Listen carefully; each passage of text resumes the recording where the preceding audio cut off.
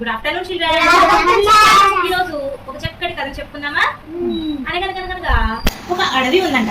ఆ అడవిలో 4 ఆవులు నివసిస్తున్నాయంట. ఈ 4 ఆవులు ప్రతిరోజు ఏం చేస్తాయో తెలుసా? ఎక్కడ ఎక్కువ గడ్డి ఉంటే అక్కడికి వెళ్ళి 4 కలిసి గడ్డిని మేసేవంట. అక్కడ ఇటు తిరిగి సాయంత్రానికి తమ ఇంటికి చేరుకునేవంట. ఇలా ప్రతిరోజు చేసేవంట. 4 అస్సలు విడిపోయేవే కాదంట. అయితే ఒకరోజు ఆకలితో ఉన్న ఒక సింహం ఈ 4 ఆవులు గడ్డి మేస్తూ ఉంటే చూసిందంట. చూసి ఏమనుకుందంటే, ఎలా అయినా ఈ 4 ఆవుల్ని చంపి తిని నా కడుపు నింపుకోవాలి అనుకుందంట. అలాగే ఈ 4 ఆవుల దగ్గరికి వెళ్ళిందంట. కానీ ఆ ఆవులు కలిసి ఉన్నాయి కదా, కలిసికట్టుగా ఈ సింహాన్ని ఎదిరించాయంట. వెంటనే సింహం ఆ 4 ఆవులకి భయపడి పారిపోయిందంట.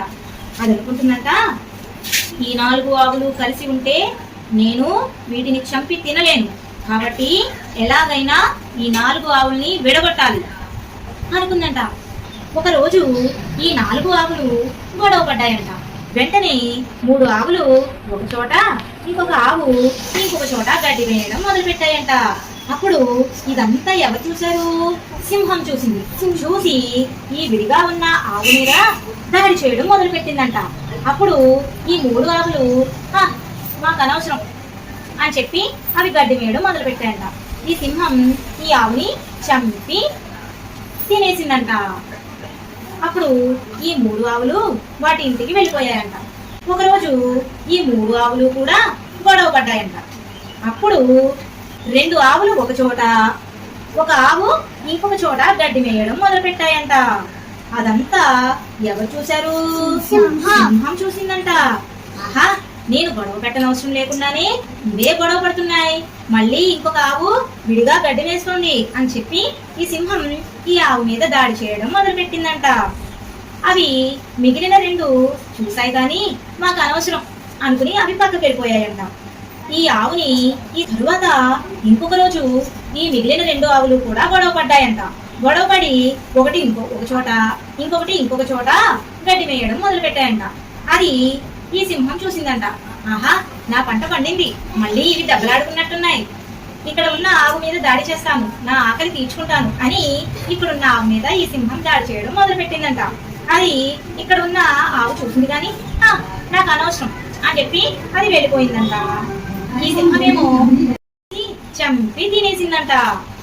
ఇక మిగిలింది ఒక్క ఆవే కదా. ఈ ఆవు ఒంటరిగా గడ్డి మేస్తూ ఉందంట. అది ఈ సింహం చూసిందంట.